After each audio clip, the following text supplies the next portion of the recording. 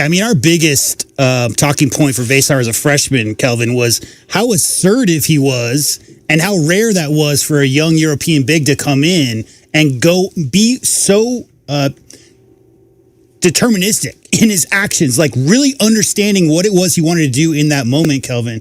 And there was a little bit of a wane when the injury happened and he came back, little bit more iffy on his decision-making and his assertiveness. But what you're seeing now is he's getting back in the rotation. And when he gets the ball within 8 feet, he's either making a move or drawing defenders and lobbing it up for a dunk for Carter Bryant.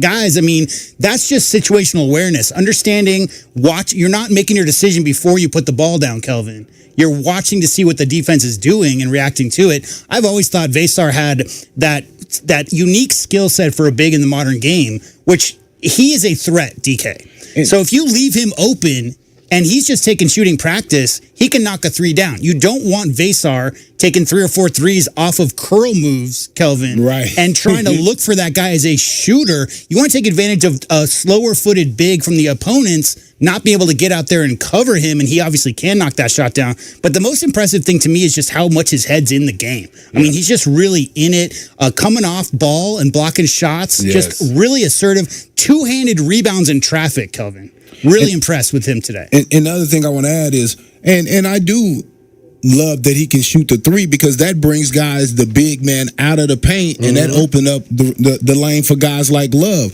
I think it gets a little congested when you have a Walker and Townsend in there, like it did early in the season when Caleb had to do all the catch and shoot threes because the lane wasn't open. I think Veesaar legitimately opens up the lane because he is a real threat to knock that shot down from 15 feet on out to 20 He's pretty smooth moving his feet. Yeah. Like he can change, he can move quickly, Kelvin, which again, if he puts on, he's going to need to put on 30 pounds of muscle probably eventually.